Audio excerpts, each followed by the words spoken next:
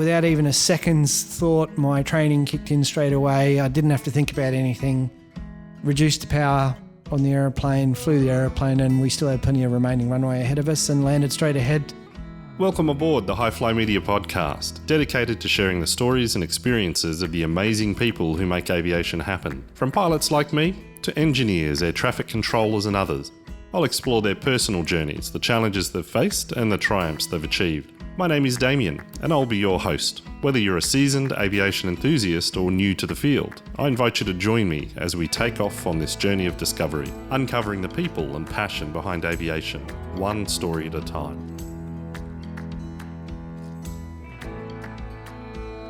On this episode of the HiflyMedia podcast, I'm joined by special guest, Gregory Moczynski. Gregory's not your average aviation expert. He's a contract designer and product manager who's soared to great heights both in the industry and beyond. Gregory's passion for aviation is matched only by his love for adventure. Whether he's paragliding over the stunning landscapes or diving into the depths of the ocean, Gregory always finds a way to push his limits and explore new horizons. His unique experiences have given him a fresh perspective on life and have inspired him to pursue his dream of becoming a commercial pilot. Today I'm excited to have Gregory on the show and to share his insights on aviation and discuss his exciting journey. So fasten your seatbelts and get ready for a thrilling ride as we take off into the world of aviation and adventure with Gregory Moczynski on the HiflyMedia podcast. Welcome, Gregory. Thank you, Damien. It's a pleasure to be here. Oh, look, we've known each other for all of 7 days now? 6 days. Yes. 6 days. I was fortunate. I was actually here interviewing Paul Strike, which you will have no doubt listened to, my interview with him, and I bumped into Gregory, who actually works here. Yep. Trained here? Trained here, work here, hang around like a bad smell. Very good. Yep. So, reading between the lines, general aviation tragic's what I'm hearing. Extremely general aviation tragic, yes. Rightio. Yeah. So tell us a bit about, I'd like to delve into not so much your childhood and anything that might have gone on, but how did you get here? How did you get into aviation? What triggered the passion? All of those kinds of things. I'm probably one of your typical pilots that as a boy loved aeroplanes and playing with aeroplanes and models and building on models and just never really grew up. I was fortunate enough that when I was 16 in high school, my parents sent me to a week-long flight camp at TVSA down in Bacchus Marsh in Victoria, which really spurred on the aviation passion because I got to have a couple of lessons in a Cessna. We had to go in a glider, Tiger Moth ride around Point Cook, and just spent a week being immersed in aviation and meeting pilots, and the passion just grew from there. But it's been a really long journey. But yeah, just kid that never loved aeroplanes and never stopped. Oh, that's fantastic. I can relate to that very much so. So that camp happened in your teens, you said? Yeah, when I was 16, I think. 16. Yep. And you, as I read in the intro, you've had a career in areas other than aviation. What brought you back to, well, here we are on a Friday morning sitting at Caboolture Airfield, and I can hear a Tecnam starting up behind me, so it's going to get noisy in a second. What brought you into this world of aviation when now you're an RAAS flight instructor? That's a really good question, because if you'd asked me, do you want to be an instructor one day 5 years ago, I would have said, what are you talking about? Don't be stupid. That's just silly. This is just for fun.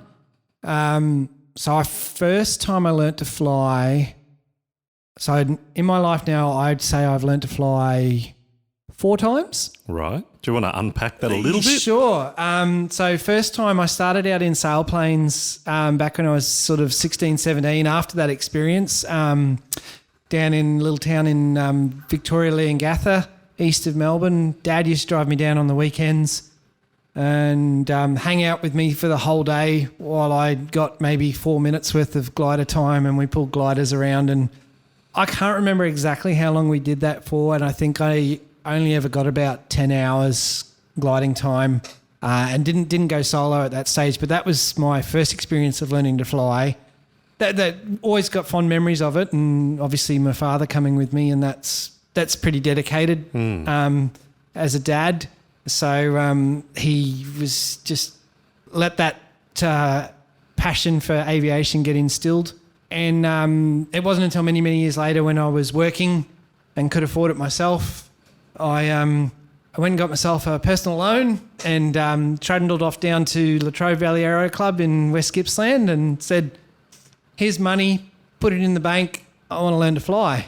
And I spent a few years there learning to fly in Cessna 172s. I think they were M's from memory, but don't quote me on that. And that was back in the days when we still had GFPT. Mm-hmm. So back in my day. Yeah, absolutely. So that was 2003, I think I did that. I was going through the logbook the other night and had my first solo in a Cessna 172 out of Traralgon there. Still remember it like it was yesterday, as most pilots will. Shaking like a leaf, taxiing out to the runway, went through all my checks, run-ups, lined up on the runway, just hands shaking, nerves were peaking, and as soon as the aeroplane left the ground, complete and utter calm. I'd like to say I flew a perfect circuit, and that's the way my memory is. Whether that's real or not is you'll have to find the CFI back in those days. And I landed, taxied back, and then got out of the aeroplane, and the CFI's like, well, how was that? And I was just speechless. I'm like, he said, better than sex? And it was like, yeah. I'm not sure whether that was whether I actually had anything compared to back in those days, but that's another story. So that was the second time. Yep. And then I did some navs at that point, and then ran out of money, and life got in the way. And somewhere in amongst all the next 10 or 12 years, I moved from Victoria up to Queensland, try to dip my toes in the world of digital animation to see whether that was a career I wanted to do, and decided that was too much like prostituting yourself to the industry for no money. Mm-hmm.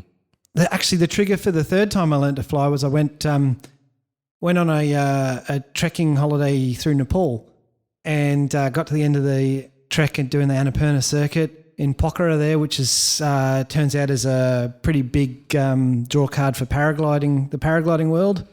And a couple on the tour said, "Oh, we're going up to the hill to go paragliding. You want to join us?" I went, "Oh yeah, it's flying." Went up the hill, had a Russian pilot. His name was Roddick. Remember it vividly. He's like, "Oh, today my camera broken. You bring your own?" Okay, cool. We launched off this mountain. I got no clue what's going on. Just complete oblivious to any of the risks involved with paragliding, as you do. Ignorance is bliss. Had an amazing flight, landed down by the lake, got home from the holiday, and immediately went and found the closest paragliding school in southeast Queensland, which happened to be down in Canungra, which turns out to be a world-class paragliding site in the area in paragliding. Yeah, wow. I had world championship paragliding competitions there and annual Australian championships. And for about 10 years, I got heavily involved in the paragliding community and was actually the secretary of the Hang Gliding Club for a while. Involved in multiple paragliding competitions, not necessarily flying, but helping organise and run retrieve buses. And it's just being in and around anything that flies, just, as you know, brings me pleasure and passion. Yep. So that was number 3. Mm-hmm. How many times did I say? 4? Yep. I think it's 5. And eventually, somewhere in there amongst all that, I met my current partner, who we met through paragliding. It was lust at first sight on the paragliding launch site, and paragliding, like anything aviation related, it is time intensive. You got to commit, and again, life gets in the way. Work happened, started to get doing some really interesting projects in the building industry, which meant started to get a bit more money again, and then finally decided it was time to go back to fixed wing powered flying. Mm-hmm. Started out at Redcliffe Aero Club, got current on there and got my GFPT converted over to an RPL, and started doing some navs there. And I think it was one of the Red Thunder air shows out at Brisbane Valley. Paul and Karen were there with promoting Come and Experience Formation Flying Fun Day. My brother-in-law and I had both been learning at Redcliffe, and he was mad keen on formation. Said, "We got to go and try this." Oh, okay, cool. never thought much about formation. We came and met Paul and Karen and went on the formation fun day, and we had a ball. And then Paul and Karen, I think they only recently started the RAOS school, and there was a open day they held. So we came along to that. I went for a TIFF, I guess, in the Foxbat. Mm-hmm. That was, I guess the rest is history there. We really enjoyed coming up here and decided, well, let's bugger off the GA for a while and look at the RAOS stuff. So I learned to fly again with RAOS. And Paul and Karen, we just found Paul and Karen to be fantastic, amazing people. The social aspect of the school here is just nothing like I've experienced at other, particularly in your big aero clubs. It's a very tight-knit little group. And we just kept doing more training, nav endorsement, formation ratings, which I enjoyed so much more than I ever expected. And now I'm a bit of a formation fanatic. And there's a group of us that we try and fly regularly. It doesn't always happen. And that was probably 3 or 4 years ago. Mm-hmm. We were just flying and enjoying ourselves and being part of the community. And one day I just jokingly said to Paul and Karen, "Oh, so is there an opening for an instructor here?" And they said, "Well, actually, funnily enough, how many hours you got?"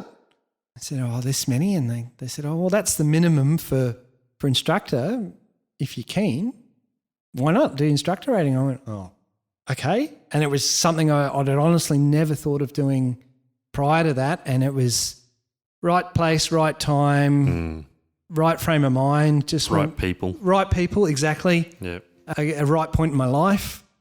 I just went, well, why not? Let's give it a go. If I don't give this a go and then regret it later on, I might never get the opportunity again. And then I embarked on the instructor rating, and I'm a slow learner.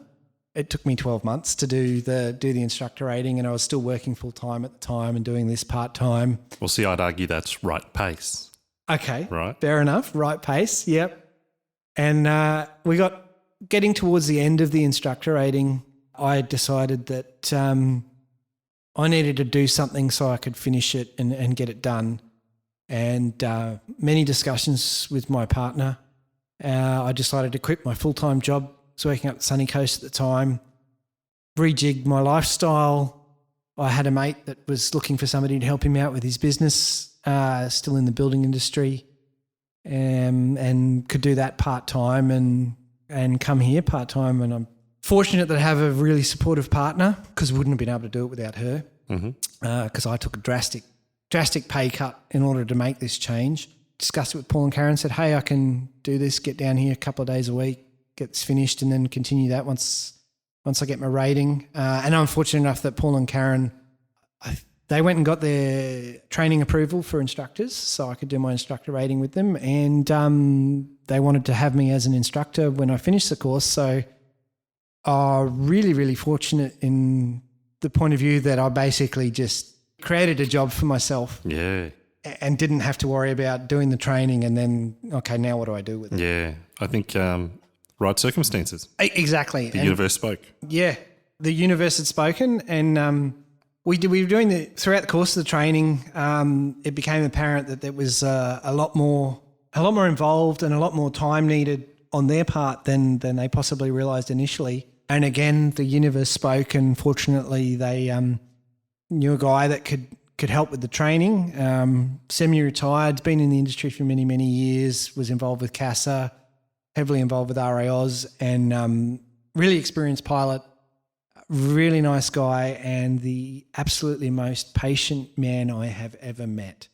The hair that he could have pulled out with me trying to learn how to fly the whiteboard, I like to call it. Mm-hmm.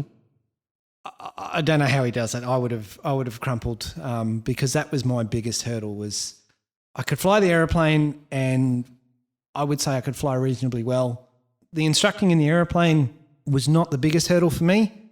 It was learning how to drive the whiteboard and fly the whiteboard and take what I knew, translate it into something that was comprehensible but simple enough to be able to impart to the student I was trying to teach. Mm-hmm. And I was fortunate that PJ was so patient with me and was just happy to let me work at my own pace. And the combination of having PJ, Paul and Karen as my mentors is, a 3-to-1 student-teacher ratio is, I would say, unheard of. Mm. So I'm just extremely fortunate to have had and still have those people as my mentors to get me through to the instructor rating.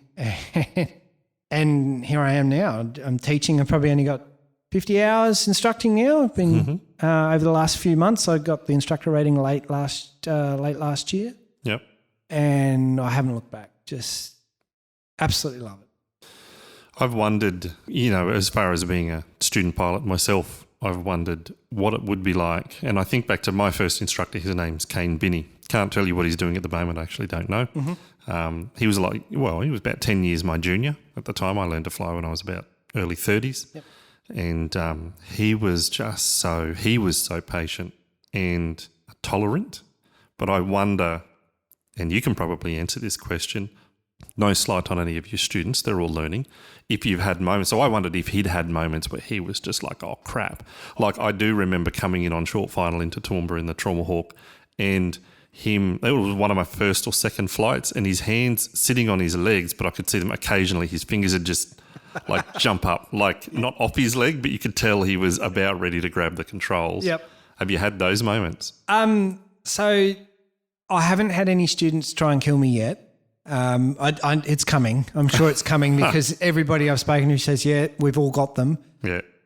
So we talk about the circle of trust here, and my circle of trust with students is much smaller than possibly Paul and Karen's. And when I talk about the circle of trust, I'm talking about how close my hands are to the controls at certain phases of flight and how much I'm shadowing the student. And on base and final, my hands are hovering on my knees to be able to grab the controls at a moment's notice. And that's more an experience thing than a trust thing with the students at this stage, because the students that I fly with are all really diligent and really work hard to fly well. Mm-hmm. So far, I say so far in inverted commas, when I'm flying with the students, I have no apprehension or nerves, and I don't feel worried about the students because I'm probably simultaneously confident in my ability to be able to fly the aeroplane if anything goes wrong. Mm-hmm.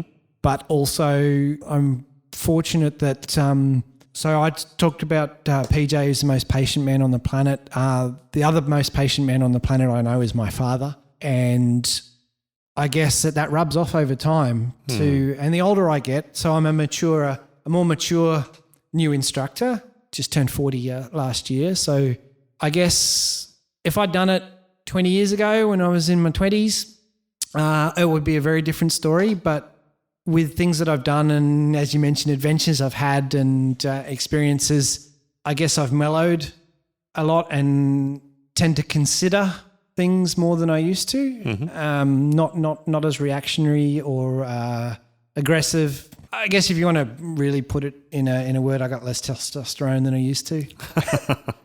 Just a bit more mellow. Mellow, yeah. I don't want to use the word mature because I've always said I'm going from adolescence to senility and planning to bypass maturity. But yeah, mellow is a good word. So, and for me, being in the air, I always equate it to meditation. Flying is my meditation. I'm up there and completely focused. And I'm sure you can relate and all your listeners will relate that have any kind of passion. The effect of undertaking your passion is the equivalent effects as going to a meditation class. Yeah. Yeah. I say it's medicinal. Yeah, exactly. Yeah. So I'm always, my brother-in-law once said to me, he said, Greg, you're always at least 30% more relaxed when you come back from a flight than when you started the flight. So there you go. Yeah. I find being up there with the students and them going through the learning process that I've been through many times now in my life, it's I get a lot of joy out of being on that journey with them and being able to be part of that. And that was probably my next question was, do you have those moments where you see them achieve, you see them reach a milestone, something clicks in their head and you just get that rush of joy? Yeah, absolutely. I've had that a couple of times. The there's a couple of students that have had moments. Actually, just recently we've got a student and she works really, really hard, and I flew with her the other day and we'd had a bit of a chat and we were working on a few things. She just flew so well and did such a great job, and it's really nice to be part of that and be involved with that. So I haven't had the opportunity yet to take a student right from initial training all the way through to first solo and working on that. But even going on a navigation exercise with the student, and when something really clicks for them, it's just really nice to be part of. The other thing that I love about, and I didn't think about it much at the time when I was training, but I love about it, and in talking with Paul last week, you have these mentors, right? And so you are that mentor, you are that hero. Kane was my hero. Mm-hmm. Tim Berry was my hero when I was learning to fly. Graham Garrity, our CFI. So these people become part of you become part of their journey. As they are part of my journey. That's interesting. I hadn't thought about that yet. So your name will be etched in their head when they're talking to someone about flying. They're going to talk about Gregory and what Gregory taught me, and we did this and we did that, and yeah. But that's interesting you say that, because that's not something that's clicked in my brain yet. Because I'm still the lowest of lowers as far as instructors go, and a rookie in that term. But interesting, yeah. Well, it's all part of the journey, right? Yeah. Absolutely. I hope to interview this lady you were just talking about, and no doubt she'll talk about you. Maybe. I'm sure it'll come up. Whether it comes up in terms of flying or just some of the antics that happen on the ground, who knows? So you've late last year, so late 2022, you've achieved your RAO's instructor rating. You're starting to teach people to fly. Like, that's incredible. Where to from here? Where to with the instructor rating? Is there anything else you're working on? What's the future look like for Gregory and the air? Sure. So the instructor rating has opened my eyes to possibilities of things I can do with aviation. And I've recently decided to go down the commercial pilot route and journey, and just starting that process with acquiring all the textbooks and starting to work way through that and work on commercial exams.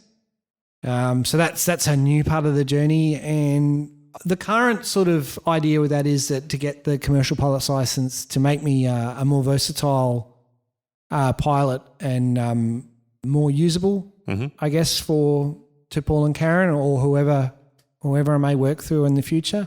I think ultimately I'd like to get my GA instructor rating, because the teaching side of things I've discovered is really cool, and I seem to be doing okay. I haven't had any complaints yet, but I'm sure they'll come. But beyond that, who knows? I just keep wanting to learn and expand my knowledge and horizons and capabilities. And recently, Christmas last year, my partner and I decided to take the school Cessna 172, and we took it for 2 weeks.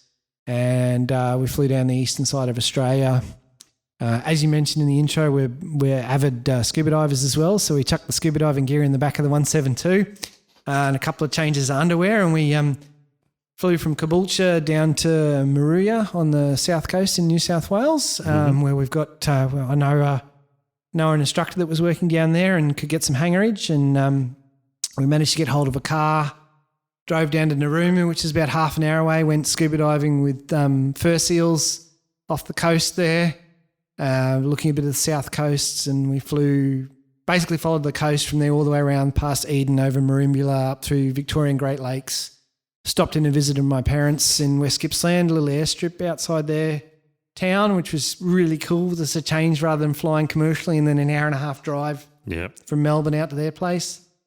And we followed the coast, the Victorian coast, all the way around to Warrnambool to see my partner's mother's down there. And then we jumped over to South Australia, Mount Gambier, went scuba diving in a sinkhole out in the middle of a farmer's paddock and had a look around the limestone coast there, and flew back up through central New South Wales. And we did just over 2,000 nautical miles. We took 2 weeks to do it, nice leisurely pace. And that was like a dream come true. It's something I'd worked for ever since I started learning to fly, was the ability to be able to jump in a plane and just go away for a trip and fly myself. And that was a huge confidence booster for me particularly since I just finished the instructor rating and was doing some navigation training with students and did that over Christmas. And I don't know, it just seems that whatever I do over the last 12 months is just everything at the moment. I'm at that point in my life where things are clicking and working. Mm-hmm. So I'm rolling with it because it's not going to last forever. And just seem to be able to keep achieving things that I've always wanted to do. And that's a credit to the people that I've managed to get as mentors and friends with in the industry, and in no small part my partner, as I know you understand. You have a really supportive wife of what you want to do. I don't think life could be better than at the moment. Don't say that too loud. Really, really quietly. I noticed in the hangar here there's a Decathlon, beautiful aircraft. Yep. And there's a Technam sitting over there that's got the cowling off. And I don't know if it's a special kind of Technam. It just doesn't have a propeller, but then there's this propeller sitting over on the bench that's slightly less than usable. What happened? Was that your fault? Well, I don't know whether it was my fault. I was flying the airplane at the time. It's actually very recently happened. It only happened yesterday afternoon. I was doing some circuits with a student. Everything was going really well. The student was flying really well. We he's just really at the stage where he's working on nailing the round out and holding off and landing the aeroplane and flying a nice circuit. And we had lovely conditions yesterday afternoon, beautiful Magic Air Queensland afternoon. You're probably aware that we have a very large bin chicken population at this airfield, Bazza we like to call them. And we're aware that they're there late afternoon, they're going to gather. Oh, so bin chicken for the uneducated listeners. Black-headed ibis. Ibis, large bird for those who are maybe not Australian, very large bird. Yep. You don't want to mess with them in the air. No, you don't want to mess with them in the air. So we got a lot of those around here. And late afternoon they gather, they're feeding, been out for the day. And so we're doing some circuits. And, I was aware of them, as you are, around this airfield. And beautiful landing, touch and go. We're taking off, climbing out, and there's an ibis sort of 50 to 70 feet above us and off to our left. I got my eye on him going, don't you do it, you bastard. And as they do, they will dive to get out of the way. And unfortunately, he was above us and he dove straight through our propeller. Oh. And I wasn't going to swerve because we were 200 feet. Yeah. Climbing out, and we want to be pretty cautious that close to the ground. And he came through the propeller, bird strike. I said my controls, grabbed hold of the controls and felt the nose of the aeroplane shaking like mad. So something was wrong with the propeller. It wasn't obviously not a glancing blow. And I'm really pleased to say that without even a second's thought, my training kicked in straight away. I didn't have to think about anything. Reduced the power on the aeroplane, flew the aeroplane, and we still had plenty of remaining runway ahead of us and landed straight ahead. And it was all a bit of a non-event until we shut down the engine and the propeller came to a stop. And basically I saw that we only had half propeller left. Far out.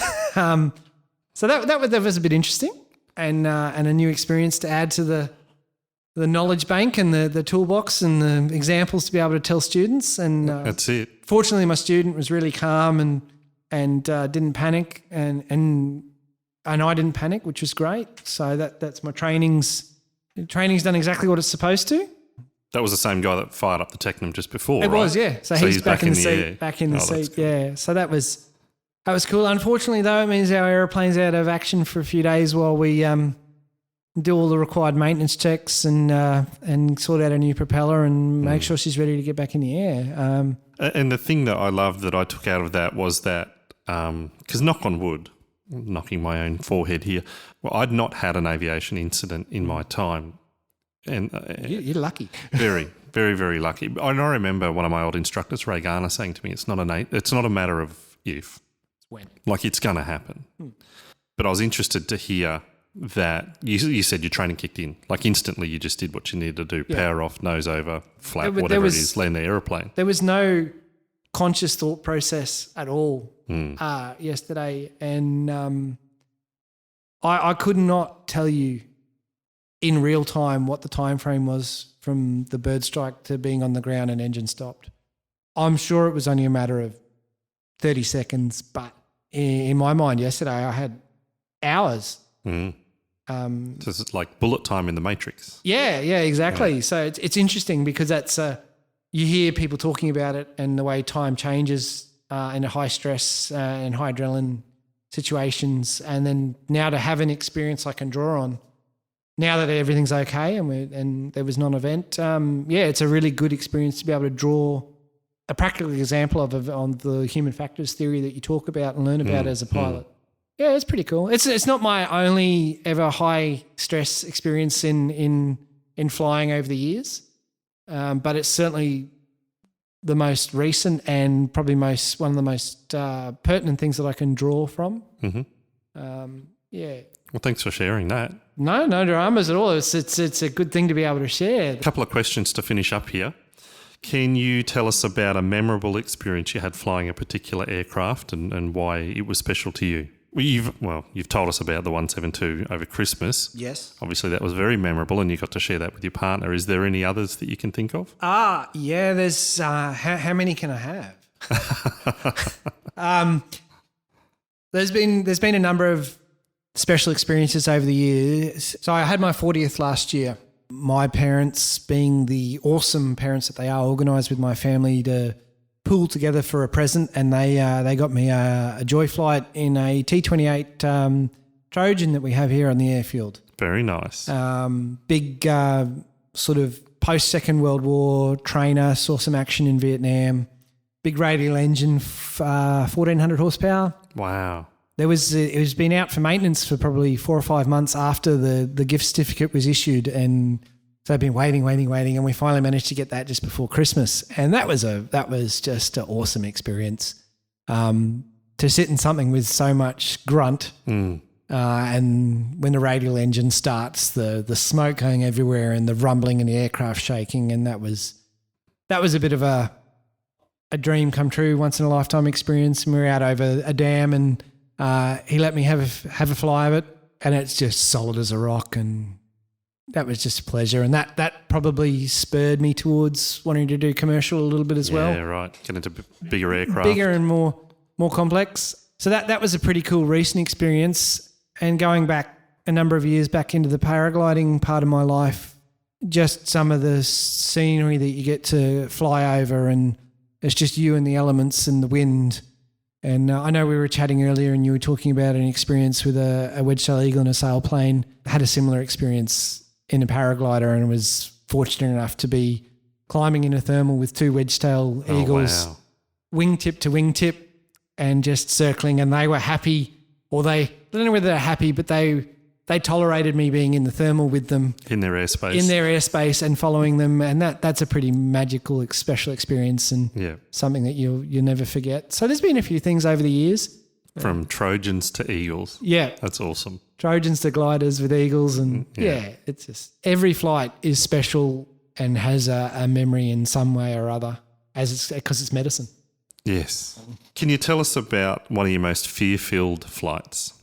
If I had to pick something that was my most fearful, it would be the other high-stress incident that I was involved with, and that was in paragliding. We were flying out of beautiful Beachmont down at the Gold Coast hinterland. It's just a gorgeous, gorgeous day, and we were getting to the top of thermal, ready to go cross-country, and flying with a bunch of mates and my partner that day. And I noticed a glider on the side of the hill in an unusual location. And I knew who it was. It was one of our best friends, and just got on the radio and said, "Hey, just checking you're okay." The glider looked like it had been laid out on the grass, perfectly ready to be packed up. And, people bomb out at the bottom of the hill all the time, but this was an unusual location, and just got on the radio and, "Hey, you okay? Just checking." Did that a couple of times, and I decided that, maybe I wasn't going to go cross country, and I started drifting back over to where she'd landed. And we couldn't get hold of her on the radio. As you can imagine, the apprehension and adrenaline levels started to go up, and her husband was actually flying in that day in the air too. And he'd already started to go cross country, and there was those of us left, and we couldn't get hold of her. So as you do, me and another guy decided to start making a descent down towards the hill to land down near where she was. And as we got lower and lower and down along the ridge, we could fly over the top of her, probably no more than half a dozen metres above her. And we just saw her lying on the ground there and not moving with the glider there. So the adrenaline really started to kick in then. And we landed at the bottom of the hill, jumped out of our gear, and the two of us just hoofed it up the hill, up this slope that, I don't reckon I could get up it now. And we got to her and she was screaming in pain. So it was clear that she'd had an accident. And that was the first time I'd ever been involved in something like that. So in hindsight, some of my reactions were not great, but we ended up getting emergency services in and a helicopter. We had to lift her off the side of the hill. And yeah, that's probably one of the most fear-filled days in aviation. It wasn't something that happened to me, but it happened to a friend. Cut a long story short, she's all okay. No drama. She hasn't flown since. She doesn't remember a lot of it. And that's one of the reasons why I started to drift away from paragliding, was after that experience I never sort of really got back to where I was with my flying and confidence. Yeah. But yeah, that long story short, that was a pretty fearful day, a long day, stressful. Yeah. A lot of learning experiences came out of it. But yeah, that'd probably be the most fearful. I was sitting here thinking, oh no, I'm glad to hear it turned out okay. Yeah, no, she's okay. She made a full recovery. She was only in hospital for like 2 or 3 days. She was extremely lucky. Lots of little microfractures and things like little lung punctures, but didn't require any surgery. They observed her for a few days and healed completely over about 6-month period. So wow. They're really fortunate and lucky story. Could have gone very differently. 2 more questions. Okay. If you were given an expense-free, and let's assume you have the qualifications, licenses, whatever it might be, opportunity to be endorsed on any airframe, what would it be? That's a really good question. Immediate answer would be Pilatus PC6 Turbo Porter. Do you know who said exactly the same? Yeah, Paul. Yep. We know. I've got one up on him. I've actually been on one. And if there was absolutely no expense, something like a Sunderland flying boat back from the 50s, that era of the flying boats, just something majestic like that. The romance involved with that era, I don't know whether it was romance in reality, but the romance and the nostalgia that those kind of aircraft engender, that would be, yeah. Last question for you. What would be some advice that you'd give to someone who's just starting out in aviation, and perhaps what resources or support would you point them at, apart from Strike Aviation training? Sure. Yeah, well, definitely Strike Aviation training. Give them a plug. What advice? Don't underestimate the amount of work and how long it's going to take. Mm-hmm. Be prepared for that, and be prepared to go through periods that feel like you're just banging your head against a brick wall trying to get something. An expression that Paul likes to use is, if it was easy, everybody would do it. So yeah, that's probably a big thing. You know what I'm talking about. 100%. Yeah. I'm remembering it. Yeah. I'm remembering it. We're doing circuits again, and it's costing me a couple $100 an hour. But obviously it hadn't clicked. Yeah, exactly. And we've all been through it. Yeah. Every pilot goes through it. So, that's really good advice. Yeah. So be prepared for that. In terms of resources, there's a lot of really good theory literature out there, and I've probably read most of them. Find the one or the theory books that gel with you. So we've got the big ones. We've got Bob Tate, Aviation Theory. There's a less known one, Jim Davis. I've read Dyson and Holland over the years. In terms of the resources, find the resource material that you find easiest to understand, and then don't worry about the more complex ones that go into a lot more detail and the mathematics if that's not an area that you're good at. You can come back to those later once you get the base knowledge and all the base theory. You can go into the more complex stuff, and that's what's helped me. The general knowledge is there, and the underlying understanding of the basic concepts is there to enable me to move through into and expand the knowledge base. So, especially as you move into your commercial. Yeah, I think if I'd done this the other way around and not done an instructor rating, and for those out there that don't know, you don't need a commercial license to become an RAIOS instructor. Mm-hmm. So initially I thought that was it was really cool to do it, but now I'm viewing it more as a step onto other things. And I think if I'd done things a different way around, it might not have been as good for me. Honestly, and I think as we've talked today, that's the piece that I've gotten out of the conversation with you was it's been the right people, the right place, the right time, the right process. Yep. So I can see that in your journey. It's working out the way it needs to work out. Yeah, and I'm not blind to how lucky I am to have that happen. Well, I think the other thing is too, Gregory, that I think back to my experience and I put expectations on myself, and you talked about that earlier in this episode. I put expectations on myself to achieve a certain level in a certain time, and it put a lot of self-induced stress on me. And I achieved, but I've listened to you talk, off the cuff last week when we were having a chat, reflected on my own experience, and I didn't enjoy the flying as much as I could have enjoyed the flying. And now that I haven't flown for so many years, I regret not enjoying the flying. Don't get me wrong. Mm-hmm. The flights were fun. Yep. But they were purposeful. Like I wasn't going out just to be in the air. Yeah, sure. I had this nav to do because I had to get to this step and I wanted to do this test on this date, and to do that, it was all, I planned it all. Sure.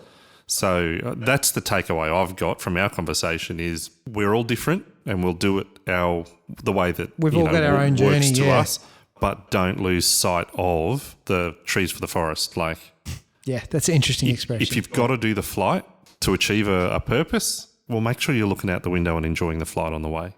Yeah, absolutely. Yeah, totally agree. And but we've all, like you said, we've all got our own journey and we all do things differently. But then we're all only partway through our own journeys too. Yes. Yeah. So who knows what's going to come? 100%. Well, I really appreciate you taking the time to share your story with me and with the listeners today, Gregory.